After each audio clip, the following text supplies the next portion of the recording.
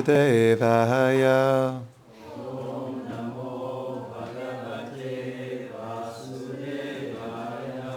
Om Namo Bhagavate Vasudevaya.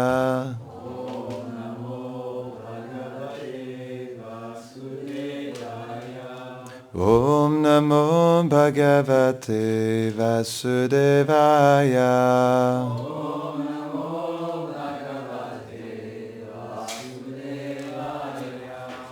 Bonjour, bienvenue à tous à Vraj Bhavan. Aujourd'hui, nous allons lire le Srimad Bhagavatam, premier chant, chapitre 11, verset 10. C'est ça? Katam Nat. Oui, je viens de le faire. Oui, je l'ai fait 3.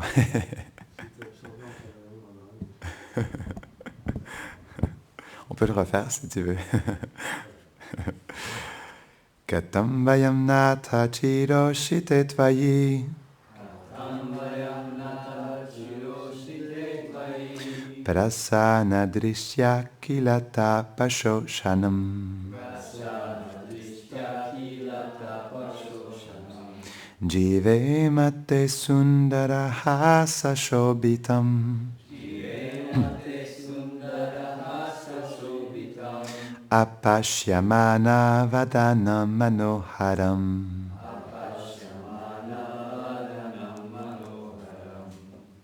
Ô Seigneur, comment pouvons-nous maintenir nos vies si tu t'en vas, si nous ne voyons pas ton visage fascinant, dont les sourires plaisants et les regards joyeux assèchent toutes les misères? Tu peux lire deux autres pour qu'on arrive à la tonnerie. Ah, d'accord, ok. Verset 11. Après avoir entendu les paroles des citoyens de Dvarka, Krishna, qui est affectionné envers ses dévots, entra dans la cité et répandit sur eux sa miséricorde par son regard. Verset 12. Alors que la cité de Boghavati était protégée par les Nagas, Dvarka était gardée par les Madhus, les Boja, les Dashara, les Arha, les Kukura, les Andaka et les Vrishni, qui avaient une force similaire au Seigneur lui-même. Commentaire. La cité de Dvarka est décrite en 5 versets.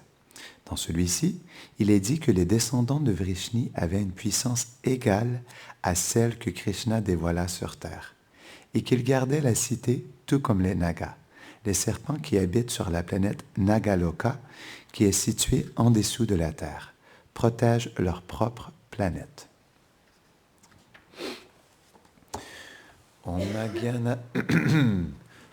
Jnana Timirandasya Gyananjara Sharakaya Chakshurun Meditam Jena Tasmai Shri Gurave Namaha Shri Chaitanya Manobishtam Stapitam Jena Bhutale Swayam Rupa Kadamayam Dadati Svapadantikam He Krishna Karuna Sindho Dina Bandho Jagatpate Gopesha Gopika Kanta Radha Kanta Namostute Tapta Kanchana Gaurangi Radhe Brindavaneshwari Vrishabhanusute Devi Pranamami Hari Priye Vanchakalpatarubhyascha Kripa Sindhubhya eva cha Patitanam Pavanebhyo Vaishnavebhyo Namo Namaha Jaya Shri Krishna Chaitanya Prabhu Nityananda Shri Advaita Gadadhara Shivasadi Gaura Bhakta Vrinda Hare Krishna Krishna Krishna Hare Hare Hare Rama Rama Rama Hare Hare Namahom Vishnupadaya Krishna Prasthaya Bhutale Shrimate Bhaktivedanta Swaminiti namine. Namaste Saraswati Deve. Gauravani Pracharine. Nirvishesha Shunyavadi. Paschatya Shatarine.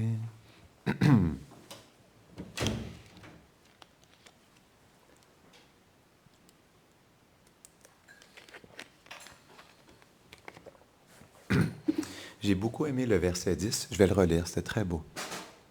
Ô Seigneur, comment pouvons-nous maintenir nos vies si tu t'en vas? Si nous ne voyons pas ton visage fascinant, dont les sourires plaisants et les regards joyeux assèchent toutes les misères. Donc c'est très intéressant. Les dévots du Seigneur, ils ne peuvent pas vivre sans Krishna, parce que Krishna, il est tout, il est leur vie même. Krishna dit dans la Bhagavad Gita que ce monde est une fraction de sa splendeur. Tout ce monde, toute la beauté de ce monde, toutes les richesses, toute la joie en fait, toute la félicité de ce monde, tout ce qu'on expérimente dans ce monde, c'est une fraction de la splendeur de Krishna. C'est tellement important ce point. Parce que, en réalité, sans le savoir, les êtres dans ce monde, ils cherchent Krishna. Parce que c'est Krishna qui donne la satisfaction. Il n'y a que Krishna qui donne la satisfaction. Ce n'est pas ce monde matériel en soi. Si on comprend qu'est-ce que c'est ce monde matériel, en fait, c'est une énergie de Krishna. Et à la base, c'est Pradhan. Pradhan, c'est une énergie qui est inerte en réalité. Donc ça veut dire que sans la présence de Krishna, l'énergie matérielle, elle est, on pourrait dire, inerte. Non. Avant que Krishna, à travers Shiva, non, c'est expliqué que Vishnu, il regarde en fait. Il pose son regard sur l'énergie matérielle. Et son regard, c'est Shiva, en fait. Donc, dès que, à travers son regard, il regarde l'énergie matérielle qui, au départ, est inactive, par la suite, en fait, l'énergie matérielle, elle devient active par le regard de Vishnu. C'est pourquoi, en fait, après ça, tout se manifeste. Mais c'est tout simplement parce que Vishnu a posé son regard. Non? Sans le regard de Vishnu, il n'y a pas de création matérielle. Il n'y a pas de présence de Vishnu dans l'énergie matérielle. Non? C'est parce qu'il la regarde que tout se manifeste. Non? Et en fait, nos acharyas, nos grands maîtres, ils expliquent que pourquoi en fait il y a de la beauté dans ce monde, c'est parce que Krishna, à travers la beauté de sa forme, à la base, Krishna, il est la source de tout, non? Et son corps, en fait, il illumine toute la création par la radiance de son corps. C'est expliqué que le corps de Krishna, c'est comme un saphir, non, un saphir bleu. Et donc, la qualité première, nos acharyas expliquent que la qualité première de Krishna est sa beauté, non? Et de sa beauté, toutes ses qualités émanent. C'est pourquoi toutes les qualités qu'on voit dans ce monde, ils émanent de la beauté du corps de Krishna. Donc, tout ce qu'on retrouve dans ce monde, que ce soit, par exemple, la fragrance d'une fleur, la beauté du coucher de soleil, non? Toutes ces qualités, ils émanent de la beauté du corps de Krishna. C'est pourquoi Krishna a dit ça dans la Gita, que, en fait, ce monde, il est une fraction de ma splendeur. On pourrait dire, en fait, même certaines de nos acharyas expliquent que ce monde est une fraction de la splendeur d'un ongle de pied de Krishna. Même, on pourrait dire que c'est tellement, l'ongle d'un pied de Krishna, c'est tellement magnifique, que c'est tellement plus beau que toute la création entière en réalité. Donc, c'est pourquoi, de toute façon, les êtres sont attirés dans ce monde. Ils sont attirés par une fraction de la beauté de Krishna. Non? Donc, c'est pourquoi, si ce qui nous attire dans ce monde, ça n'égale même pas à la beauté d'un ongle de pied de Krishna, pourquoi ne pas aller directement à Krishna? Il n'y a pas juste l'ongle de pied de Krishna, non? Il y a son sourire, il y a ses regards, non? Ses regards obliques. Il y a ce plume de pan qui danse sur sa tête, non? Il y a son corps qui bouge. Il y a le cœur de Krishna qui exprime son amour pour ses dévots. Donc, c'est pourquoi, en réalité, ce qu'on cherche dans ce monde, c'est tellement insignifiant comparé à Krishna. On cherche Krishna dans les relations de ce monde, non? La mère cherche l'amour de Krishna à travers son fils et vice-versa. Deux amoureux cherchent Krishna à travers l'un et l'autre, non? On cherche toujours Krishna à chaque instant. Mais c'est juste que, comme on n'est pas conscient de sa personne, on le cherche dans les choses de ce monde. Et à cause de ça, on est frustré.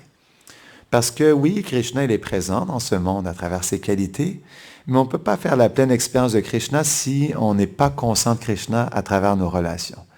Parce que Krishna, il se reflète à travers l'énergie matérielle. Il y a un bon exemple pour ça. Dans le Chaitanya Charitamrita, Srila Prabhupada, il explique un point qui est très intéressant. Il explique en fait que les énergies de Krishna, comme par exemple la Hladini Shakti, c'est l'énergie d'amour de Krishna, l'énergie de plaisir de Krishna. Cette énergie-là, lorsqu'elle se manifeste dans le monde matériel, elle se manifeste à travers les modes de la nature, non? La passion, l'ignorance et la vertu. Et lorsque la Hladini Shakti, l'énergie du pur amour pour Krishna, qui est Radharani, elle se manifeste dans ce monde, elle devient ce qu'on peut dire pervertie, non? Contaminée, reflétée à travers les modes de la nature. Ce qui fait qu'au lieu d'expérimenter le pur amour pour Krishna, on expérimente la concupiscence, non? Donc c'est pourquoi en réalité, les choses les plus belles dans le monde transcendantal, lorsqu'elles viennent ici, elles deviennent les choses les plus dégradées et les plus contaminées, parce qu'elles deviennent filtrées à travers les modes de la nature. Donc c'est pourquoi les êtres de ce monde, ils cherchent l'amour pour Krishna, mais comme c'est expérimenté à travers les modes de la nature, ça se vit à travers la concupiscence. Donc la seule chose qu'ils peuvent expérimenter, si c'est en lien avec le monde matériel, c'est la concupiscence, non? C'est le désir de jouir de la matière. Mais en réalité, à la base, ce désir de jouir, de plaisir, d'amour que nous cherchons dans ce monde, ça trouve sa source dans le monde transcendantal. Et Radharani, elle est la source de l'amour, non? Donc c'est pourquoi, justement, Krishna il explique dans la Bhagavad Gita que ce monde, il est un reflet perverti du monde transcendantal. Donc si on cherche juste les choses dans ce monde, nous allons juste avoir l'expérience du reflet perverti. Nous ne pourrons jamais avoir l'expérience du monde transcendantal, on pourrait dire de la pleine satisfaction. Parce que l'origine, elle n'est pas ici, elle est là-bas.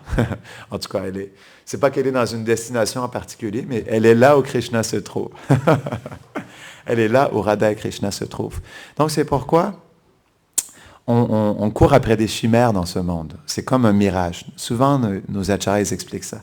C'est comme courir après un mirage. Donc on voit quelque chose et on est dans un désert, et on voit justement un oasis. Et donc, on est assoiffé, premièrement, on est assoiffé.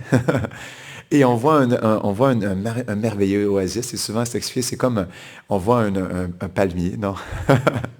On voit un beau palmier avec une source d'eau extraordinaire. On est tellement assoiffé que lorsqu'on regarde le mirage, c'est comme en fait, c'est de l'eau qui brille en réalité. Mais en réalité, c'est juste un mirage. Et on court, et là, on réalise une fois qu'on est arrivé là qu'il n'y avait rien du tout. C'est ça l'expérience du monde matériel. On court après quelque chose qui en réalité est juste un mirage. Il n'y a rien du tout en réalité. Un autre exemple pour ça, Prabhupada expliquait, on peut avoir des millions de zéros dans un compte en banque, mais s'il n'y a pas le 1 au départ, en réalité, les zéros, c'est juste des zéros. Tu as beau avoir 1 milliard de zéros, ben, sans le 1, ça vaut absolument rien.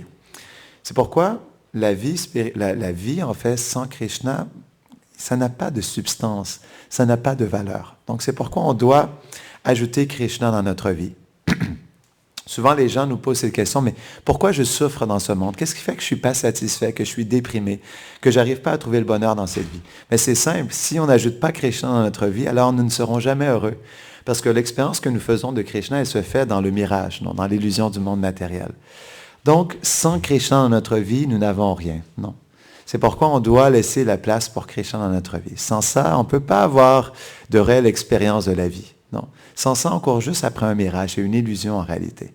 C'est comme un rêve. Sans Krishna, il n'y a pas de vérité, il n'y a pas de réalité. Donc c'est pourquoi on doit laisser la place dans notre cœur pour Krishna. On doit laisser l'espace dans notre vie pour relationner avec Krishna. Sans ça, nous serons toujours en fait insatisfaits. Nous serons toujours déprimés, découragés parce que l'énergie matérielle, elle nous offre en réalité. Donc c'est pourquoi on doit se tourner vers Krishna, parce que Krishna, il est la source de notre vie, il est la source de l'amour, il est la source de la beauté. Et donc quand on commence à relationner avec Krishna, on réalise qu'en réalité, ce monde, il est tellement insignifiant comparé à Krishna. Tout ce qu'on cherche dans ce monde, on le trouve, mais d'une manière illimitée en Krishna. C'est pourquoi Krishna, il est la personne suprême. Parce qu'il est la source de toutes les qualités, en fait, de ce monde.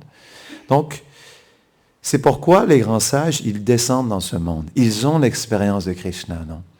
Et comme ils ont vu Krishna face à face, et ils ont vu la beauté de Krishna, ils ont goûté à la beauté de Krishna, ils ont savouré, en fait, un sourire de Krishna, un regard de Krishna, alors ils veulent nous donner, en fait, ce désir aussi de nous aussi avoir ce sourire de Krishna, de pouvoir réciproquer avec Krishna, de pouvoir réciproquer avec sa beauté, non?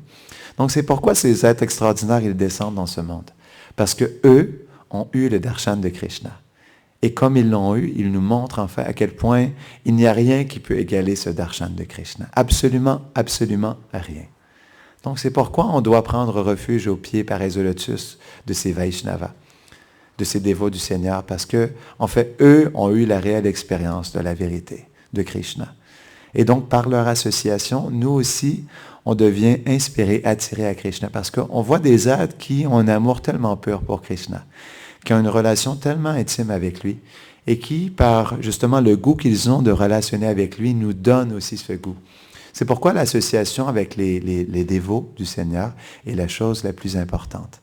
Parce que même si les êtres de ce monde n'ont pas eu l'expérience directe de Krishna, s'ils s'associent avec une personne qui a directement l'association de Krishna, alors eux aussi pourront faire cette association de Krishna. C'est ça le point. C'est que le maître spirituel, il est en fait un médium qui nous donne l'expérience de Krishna. Et même à travers lui, nous avons l'expérience de Krishna. Parce que lui-même, en fait, son cœur, il contient Krishna. C'est ce que Yudhishthira Maharaj, il exprime à Vidura, dans le Bhagavatam. Il explique en fait, tu es toi-même un lieu de pèlerinage parce que tu portes Krishna dans ton cœur. Donc, juste te voir, juste d'avoir ton association, c'est comme aller dans un lieu de pèlerinage parce que dans ton association, je rencontre Krishna. Donc, c'est pourquoi, justement, le pur dévot du Seigneur, il contient tellement le trésor le plus précieux parce que dans son cœur, il contient Krishna. Et si on se rapproche de lui, si on prend refuge de lui, si on sert en fait ce Vaishnav, alors ce Vaishnav voudra bien nous partager sa miséricorde. Et la miséricorde du maître spirituel, ça veut dire qu'il nous donne Krishna. Srila Prabhupada, il expliquait ça. Il explique, à un moment donné, il donnait une classe, il disait, voilà Krishna, je vous le donne, prenez-le. C'est à quel point en fait le Vaishnav, il est généreux, non? Malgré que Krishna, il est l'être le plus précieux, il est le trésor le plus précieux dans son cœur, il est tout de même prêt à le partager aux autres. Ça, c'est la générosité, c'est la compassion, en fait, des purs dévots. Comme ils ont Krishna dans leur cœur. Et comme, en fait, pour eux, c'est la chose la plus extraordinaire, ils ne veulent pas le garder juste pour eux. Ils veulent le partager à tous les êtres. C'est un point qui est tellement fascinant. Lorsqu'on est amoureux d'une personne, on le crie au-dessus de tous les toits. Et comme, en fait, le Vaishnav, il est amoureux de Krishna, ben, Krishna, c'est la personne suprême, donc il est amoureux de la personne la plus merveilleuse. Non? C'est pourquoi, comme Krishna est la personne la plus aimante, on pourrait dire c'est la personne qui... comment je pourrais expliquer ça? C'est la personne dont on devient le plus amoureux, parce que Krishna, il nous fascine à chaque instant par sa beauté. Non? Et c'est pourquoi une personne qui est amoureuse de Krishna, comme elle est amoureuse de Krishna de plus en plus à chaque instant, elle souhaite de plus en plus à chaque instant partager Krishna au monde entier. C'est pourquoi il n'y a nul autre que les purs dévots du Seigneur pour nous partager Krishna. Parce qu'ils sont constamment en amour avec Krishna. Et ça, de plus en plus. C'est ça qui est tellement merveilleux dans l'échange d'amour entre Krishna et ses dévots. Ils sont toujours plus amoureux de Krishna. Et Krishna, il se sent tellement endetté de l'amour de ses dévots qu'il se révèle toujours plus à son dévot. C'est ce que Vishwanath Chakravarti Thakur explique dans le Madhura Kadambini. Il dit qu'en fait, Krishna, lorsqu'il voit l'amour de son dévot, il ne peut s'empêcher que de se dévoiler à lui. Et donc, il apparaît dans son cœur, il apparaît dans tous ses sens. Il fait naître sa présence dans, par exemple, Vishwanath Chakravarti Thakur explique à travers le regard. Donc, il lui donne son darshan de sa vision. Et donc, le dévot, il peut voir le corps transcendantal de Krishna. Ensuite, à travers son oreille, il peut entendre le son de sa flûte, le son de sa voix. Et à travers tous ses sens, Krishna se révèle. Il lui donne l'expérience de sa personne, à travers tous ses sens. Et à chaque fois que Krishna lui donne sa présence à travers la vision, à travers l'ouïe, le dévot, en fait, il perd connaissance tellement il est pris de cette expérience du darshan de Krishna. C'est quelque chose qui est tellement extraordinaire. Et c'est ce que les dévots viennent nous donner. Ils viennent nous donner cette expérience de Krishna. Donc, c'est pourquoi, lorsqu'on réalise, juste premièrement, que Krishna, en fait, il est la source, en fait, de toute la splendeur de ce monde, alors on réalise que on n'a pas besoin de chercher ailleurs que de chercher Krishna, parce que Krishna nous donnera la suprême satisfaction. Dans le Bhagavatam, c'est expliqué ça. Dans le premier chant, chapitre 2, c'est verset 12, non? Non, c'est pas le verset 12. C'est lequel verset où il dit qu'en fait, la satisfaction suprême du dévot, c'est de servir Krishna. Je crois que c'est 16. Non, mais je ne le retrouve pas. C'est pas grave. Mais de toute façon, dans ce chapitre-là, c'est expliqué que la suprême satisfaction pour l'entité vivante, c'est de satisfaire Krishna, c'est de servir Krishna. Et ça, c'est l'occupation suprême, en fait, pour l'entité vivante. 1, 2, 8. On va le trouver. Non, c'est pas ça. Bon, mais c'est pas grave. Mais c'est dans le 2e chapitre. Et donc, justement, il explique que la plus grande satisfaction pour l'être, c'est de servir Krishna, parce que ça, c'est le devoir ultime de toutes les entités vivantes. Chaque entité vivante, elle est faite pour servir le Seigneur suprême. Non? Parce que c'est la nature de l'âme. L'âme, elle ne peut pas vivre sans Krishna. De toute façon, même dans ce monde, elle vit seulement parce que Krishna, à travers son énergie matérielle, lui donne l'expérience de la matière. Et donc, ça, c'est un point qui est intéressant. Krishna, il accompagne l'être pour que l'être puisse satisfaire ses désirs. Et donc, Krishna, il relationne avec l'être à travers le désir que l'être, il a de relationner avec ce monde. Et donc, il l'accompagne de cette manière. Mais on peut avoir une relation tellement plus personnelle avec Krishna que juste relationner avec son monde matériel. Non? Il nous permet, parce que c'est ce qu'on désire, on désire être détaché de lui et vivre l'indépendance dans ce monde matériel. Mais Krishna, il est disponible pour qu'on puisse relationner avec lui personnellement. Mais il attend que l'être, en fait, se tourne vers lui pour qu'il puisse vouloir relationner avec lui personnellement. Et ça se fait à travers la miséricorde d'un Vaishnava. Parce que sans la miséricorde d'un Vaishnava, c'est impossible pour un être, en fait, de se tourner vers Krishna. Puisque l'être, il est Jivabada. Ça veut dire qu'il est éternellement conditionné, tant et aussi longtemps qu'il ne rencontre pas un Vaishnava. C'est ça qui est expliqué dans le 2e, je crois que c'est dans le 2e chant du Bhagavatam. C'est expliqué en fait que c'est seulement et uniquement lorsqu'un Vaishnava donne son association à une âme conditionnée de ce monde que l'âme commence à s'éveiller en fait à sa relation avec Krishna. Ce n'est que par la présence d'un Vaishnava. Parce que comme le dévot, il a la dévotion dans son cœur, la dévotion vient par la dévotion. C'est pourquoi, comme notre dévotion, elle n'est pas éveillée dans notre cœur, elle ne peut pas s'éveiller par elle-même. Elle s'éveille par quelqu'un qui, lui, a la dévotion dans son cœur. Et lorsqu'il s'associe avec nous, il plante la graine de la dévotion. Elle est déjà présente, mais on pourrait dire qu'il l'éveille, en fait, qu'il la nourrit de par son amour qu'il a pour Krishna. Donc, c'est pourquoi l'association des Vaishnavas est la chose la plus précieuse. On ne peut pas y arriver par nous-mêmes. On a besoin de l'association. Et pas seulement de l'association, mais l'association de dévots qui sont matures. Rupa Goswami, il explique ça. L'association de dévots qui sont matures et qui sont aussi de même mentalité, de même disposition. Donc, lorsqu'on trouve cette association, on doit la chérir comme la chose la plus précieuse dans notre vie. Et on peut s'associer de différentes manières. Donc, on peut être physiquement présent avec un pur dévot du Seigneur, non? Mais ça, c'est juste qu'on est physiquement présent. Mais est-ce que notre cœur, il est présent aussi? Donc ça, c'est une autre chose aussi. S'associer avec un dévot du Seigneur, ça veut dire on peut s'associer à différents niveaux.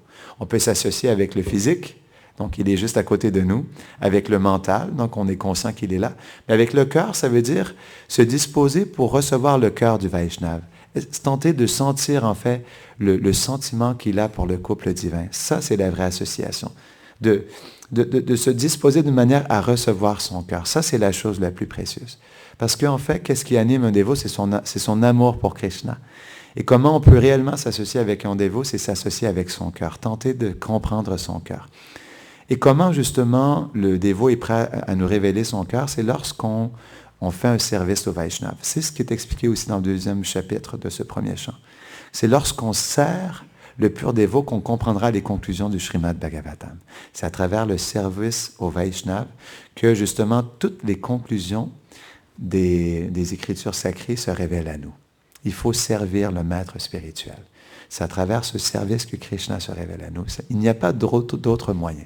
Il faut rendre un service, et comme Krishna l'explique dans la Bhagavad Gita, avec humilité, avec une attitude de service, et avec un désir aussi de s'enquérir auprès de lui de la vérité, de Krishna, de qui est Krishna, de comment relationner avec Krishna. C'est ça qui est important. Donc, de s'associer avec un dévot du Seigneur, ça veut dire de s'associer avec lui d'une manière à ce qu'on peut nous aussi relationner avec Krishna. Et pour ça, ça se fait à travers le service, et ça se fait à travers le fait d'être conscient justement de ce que de ce que ce Vaishnav il porte dans son cœur, d'être le plus conscient possible. Et comme un diapason de s'harmoniser et de constamment essayer de chercher son cœur. Chercher l'amour qu'il a pour le couple divin. Chercher en fait l'attitude de service qu'il a dans son cœur. C'est ce qu'on avait expliqué avec Balaram dimanche. Balaram, en fait, il est prêt à servir Krishna dans toutes les dispositions possibles. Non? Et même avec tous les services qu'il fait chez Chayi, ça veut dire, même avec tous les services qu'il fait, il veut toujours faire plus encore. Non? Donc c'est pourquoi, en fait, l'association, ça veut dire comprendre le Sevabhav. C'est important ça, Sevabhav. Ça veut dire l'humeur, en fait, le sentiment qui anime le Vaishnava à servir, en fait, le Krishna, à servir le couple divin. C'est ce qui va déteindre sur notre cœur, son attitude de service. Non? La pureté qu'il a dans son cœur, ce désir, en fait, qu'il a de satisfaire à chaque instant, en fait, Krishna. Et ça, c'est quelque chose sur lequel on doit méditer. Lorsqu'on chante aussi, on doit chanter dans le sentiment de notre maître spirituel. Quelle attitude de service il a, quelle disposition il a dans son cœur et quel désir il a dans son cœur de servir en fait Krishna. C'est ce qu'on appelle Sevabhav. Et ça, dans notre chant, ça apporte une profondeur dans notre chant, dans notre vie spirituelle. On ne veut pas juste servir, mais on veut servir dans les traces des résidents de Vrindavan. C'est ce que Rupa Goswami explique dans le Bhakti Rasamrita Sindhu. Ça, c'est la conclusion du Bhakti Rasamrita Sindhu. Pour obtenir en fait la pure dévotion et pour être introduit dans le monde transcendantal, on doit suivre dans les traces des résidents de Vrindavan. On doit méditer sur eux, on doit les adorer dans notre cœur, on doit les servir, on doit méditer sur leur attitude de service, sur l'amour qu'ils ont pour le couple divin, et on doit faire sur ce fait justement de suivre leurs traces notre vie même, la chose la plus importante. Et c'est ce qui nous amènera justement à recevoir la miséricorde. Plus on suit dans leurs traces, plus ils seront satisfaits de nous et plus ils seront prêts à nous donner Krishna. Sans ça, Krishna, il ne vient pas à nous parce qu'il vient à celui qui a l'amour pour lui dans son cœur. C'est pourquoi sans l'amour pour Krishna, on n'attire pas Krishna. En fait, un point très important, c'est expliqué aussi dans le Madhurya Kanambini, c'est expliqué que Krishna, il vient dans notre cœur seulement quand Radharani, lorsqu'elle est satisfaite avec nous, elle infuse dans notre cœur des sentiments d'amour pour Krishna. Avant ça, on n'attire pas Krishna. Parce que Krishna, il va où c'est une abeille, Krishna. Madhu Sudan, Madhu. Et donc, il cherche le miel, non? Il cherche le nectar. Et donc, s'il n'y a pas de miel dans notre cœur, Krishna ne viendra pas. Mais, il y a une solution. Comme Radharani, elle est la Ladini Shakti, elle est la source de l'amour. Si elle est satisfaite avec nous, alors elle fera naître dans notre cœur des sentiments d'amour pour Krishna. Et c'est à partir de ce moment-là, quand les sentiments d'amour s'éveillent dans notre cœur, que Krishna, comme une abeille, veut butiner dans notre cœur. Mais ça se fait en premier par la miséricorde du dévot. Comme il est cher au cœur de Radharani, si il est satisfait de notre service, et de notre sincérité à adorer et à relationner avec Krishna, alors Radharani, elle voudra bien partager sa miséricorde. Ça se fait comme ça, non? C'est une ligne, non? Le maître spirituel, il le conduit, non? Le médium qui fait en sorte que la miséricorde, elle descend vers nous. Donc c'est pourquoi on doit vraiment s'attacher avec tout notre cœur au pied pareil au lotus du maître spirituel. Donc on va terminer ici. Est-ce qu'il y a des questions ou des réflexions avant qu'on termine? Est-ce que tu voulais rajouter quelque chose? Oui.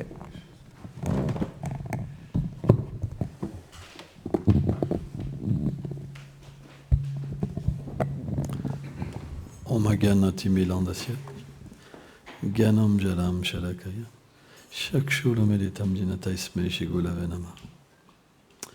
Je voudrais remercier Maharaj pour faire de si bonnes classes. Et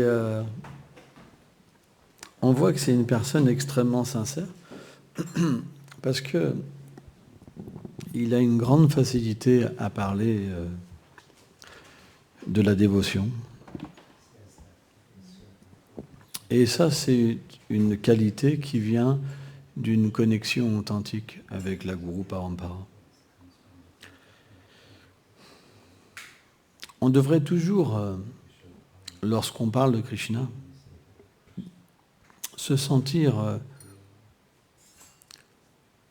comme une personne véritablement endettée. un disciple, il ne peut jamais rembourser sa dette au maître spirituel. Parce que plus il progresse, plus il obtient de miséricorde, plus il obtient de nectar. Parce que le monde transcendantal, c'est pas comme le monde matériel. Par exemple, dans le monde matériel, vous pouvez recevoir une place de PDG, par exemple. Et après, il n'y a pas véritablement d'évolution. Mais dans le monde transcendantal, c'est une évolution constante. Même Radha et Krishna évoluent. Donc, quand notre maître spirituel nous ouvre les portes de la dévotion et que le savoir sort directement de notre cœur, comment on pourrait se sentir séparé? C'est impossible. Si on se sent séparé, c'est que notre imagination nous fait parler. Et alors, ça veut dire que nous sommes sortis du chemin de la dévotion. Or, lorsque nous sommes sincères et que nous pouvons répéter telles que sont les paroles de Dvacharya, à un moment, ces mêmes paroles se transforment comme des empreintes de pas. Ça veut dire qu'on est graduellement introduit dans l'intimité du service du Vaishnava. Dans un premier temps, on voyait le corps physique. On suivait les instructions. Et on a débarrassé notre cœur de tous les désirs matériels, les impuretés, les illusions qui nous attachaient à ce monde.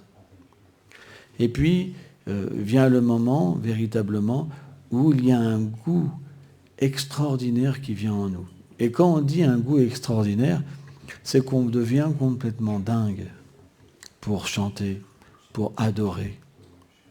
C'est quelque chose qui nous fait même oublier toute extériorité. C'est expliqué quand un dévot goûte, il peut rire, pleurer, crier dans toutes les situations, parce qu'il n'a plus le contrôle de lui-même. C'est l'extase spirituelle, l'amour de Dieu, qui vient capturer l'être et l'emporter. Or, lorsqu'on danse dans la miséricorde du gourou, à ce moment-là, on peut véritablement expérimenter ce qu'est la relation. Ça commence. On ressent, c'est tellement merveilleux d'être relié à lui. Je voudrais tellement m'abandonner. Bhaktivinoda Thakur, il parle même de devenir le chien d'un Vaishnava, être son gardien, manger ses restes, aboyer s'il y a des ennemis. Juste exister pour lui et être connecté très proche de son cœur.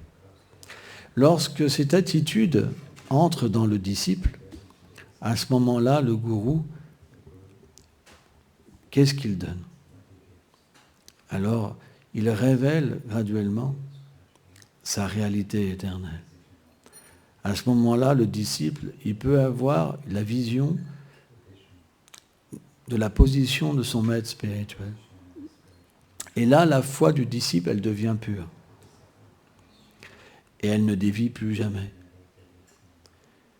Quoi qu'il se passe, sa foi devient transcendantale. Et à partir de là, le gourou, il entraîne le disciple qui peut maintenant réaliser son propre corps transcendantal, sa forme transcendantale, son nom, son habit, son groupe. Le disciple directement être introduit dans le monde, dans la demeure du Seigneur et apprendre du gourou. Donc, la relation avec le maître spirituel, ce n'est pas quelque chose de petit. Mais à moins d'avoir une confiance inébranlable, une foi inébranlable, alors tous ces secrets ne peuvent pas nous être dévoilés. C'est pourquoi, sans abandon, on n'obtient qu'une chose externe. Mais l'abandon vient graduellement. Par exemple, si on observe notre propre exemple, on comprend que quand on est loin du maître spirituel, physiquement, dans le cœur, dans les pensées, dans le souvenir, on est malheureux. On a plein de problèmes.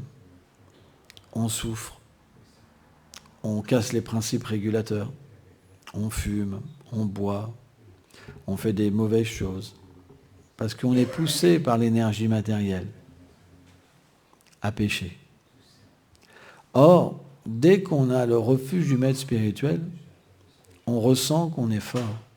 On ressent qu'on est protégé. On ressent qu'on est nourri. Parce que le gourou, il n'est pas touché par l'énergie matérielle. À partir de là, alors on commence à être heureux. Mais il ne faut pas regarder en arrière et recommencer. Au début, c'est normal. On fait que ça, des allers-retours, des allers-retours. Mais graduellement, on va comprendre que le refuge en fait du maître spirituel nous permet véritablement d'échapper à la souffrance et de développer la félicité. Et bien qu'on ait intéressé, que notre désir n'est pas encore pur, par cet intéressement, on va recevoir plus de miséricorde et après expérimenter ce que j'ai expliqué juste avant. Donc on ne doit jamais désespérer. On doit comprendre que chacun aura son moment. Mais si on quitte le refuge des Vaishnavas en pensant qu'on est nous-mêmes qualifiés, alors on n'obtiendra rien. Et on trichera les gens.